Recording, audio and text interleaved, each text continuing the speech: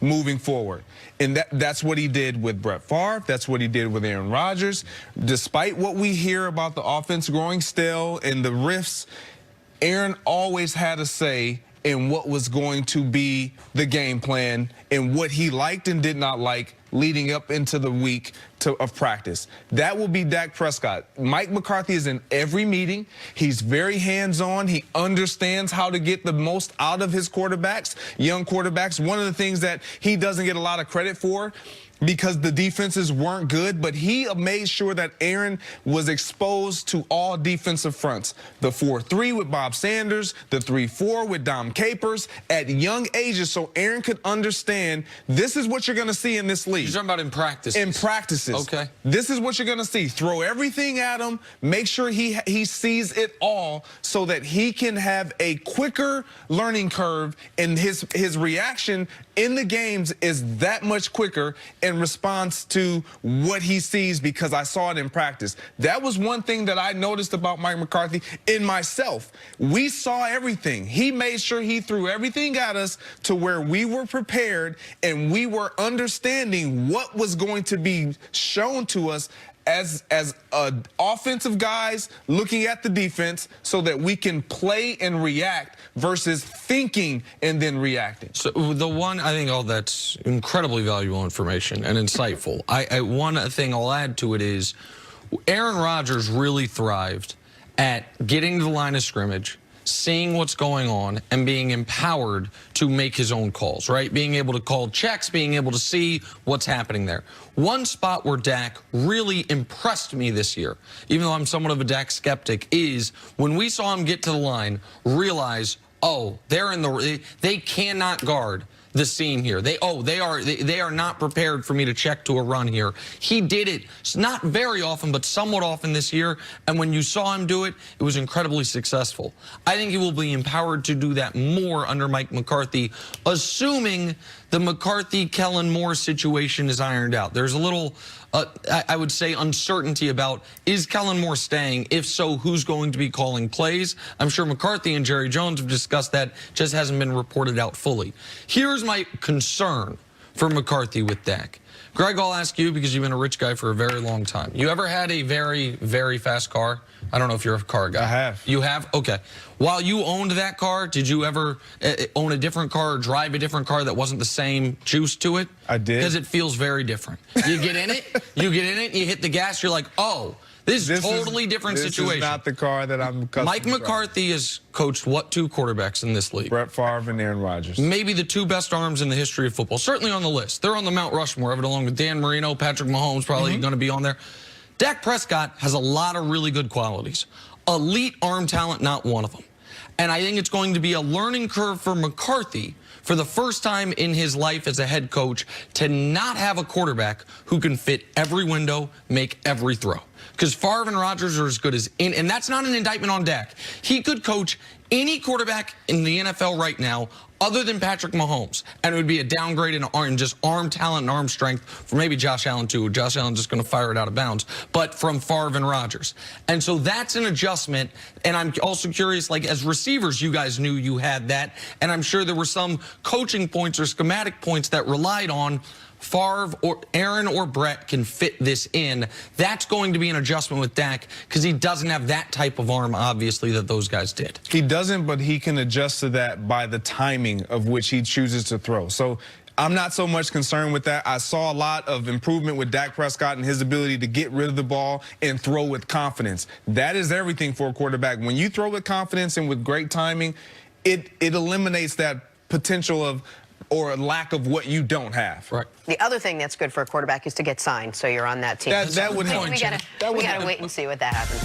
Coming up, is Robert Kraft praying for Tom Brady to retire? That's ahead. This is First Things First. See how Greg didn't even bat an eye when I said his... Get back to work and train. Nick, are you buying that Brady can still play to championship level?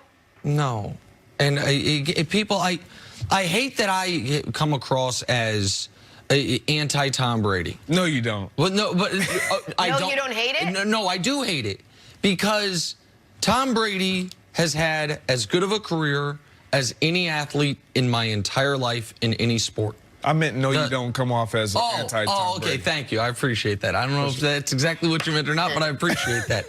Tom Brady is, he ended, we love debating everything. And no one dares debate who the best quarterback ever is, because you'd look foolish arguing anybody else. We can talk about arm talent. We can say, you know, just eye test on one throw. We know the GOAT is Tom Brady. You've had to change the discussion to, like, is he the best football player ever, which is more complicated because of Jerry Rice, Jim Brown, different positions. I believe all of that. I believe Tom Brady's one of 2 players in the history of the league. You cut the career down the middle. You have first ballot Hall of Fame the first 10 years, first ballot Hall of Fame the next 10 years. But he's done, and people are afraid to say it. And so I sit here and say it, and I seem like I hate on the guy. He's conducted himself like a gentleman, a professional, and a great teammate. He seems to be a wonderful husband and father. He is the consummate pro. He's not a good quarterback anymore. 8 guys played this weekend. Who was last in passer rating? Him. 2 guys didn't account for touchdown passes. Him and another 40-year-old, McCown, Josh McCown, who came in because Carson got hurt. Only Tannehill had fewer yards per attempt, and Tannehill only completed 8 passes. The writing has been on the wall, by the way. Can we show it real quick before, Greg? These are the last 4 years. If that's a stock, you're selling it. It's not bouncing back up. Every year it's gotten worse, and there's reasoning for it. He's 42 damn years old.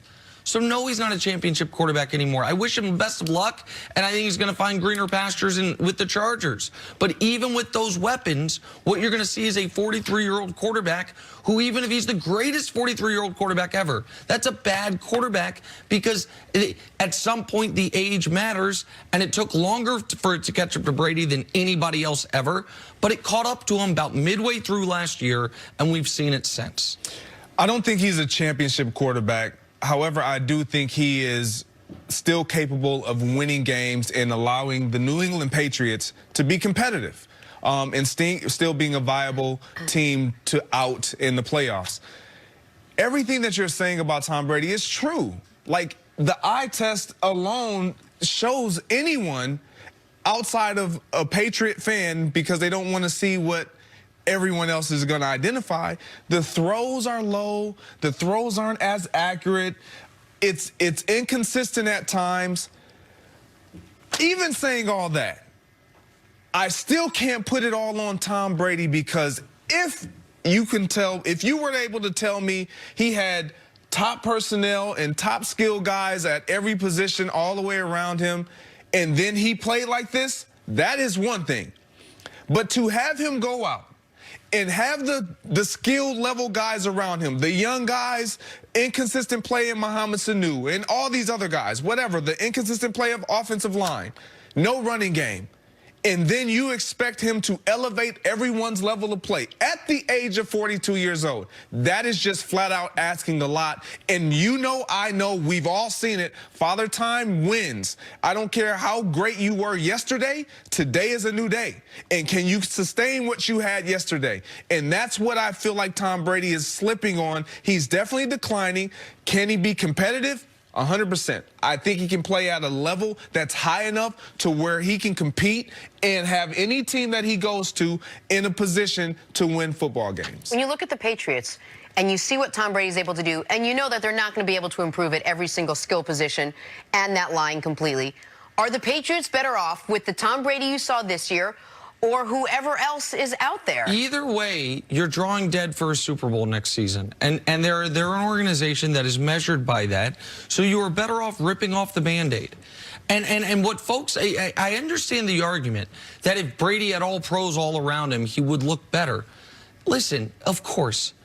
And we saw Case Keenum make an NFC championship game, and Blake Bortles make an AFC championship game. And we have seen, guys, it is true that Brady is not so awful right now that if he had a superstar cast of characters around him, how about he one, would look like better. Antonio Brown? He just really needed one. But wait, well, I don't know that I don't think you are one great player away. The last half of the year, he was a bottom 5 quarterback in football. Over the course of the entire season, he was outside of the top 18 in every relevant passing category except for raw yardage because they threw the ball so often.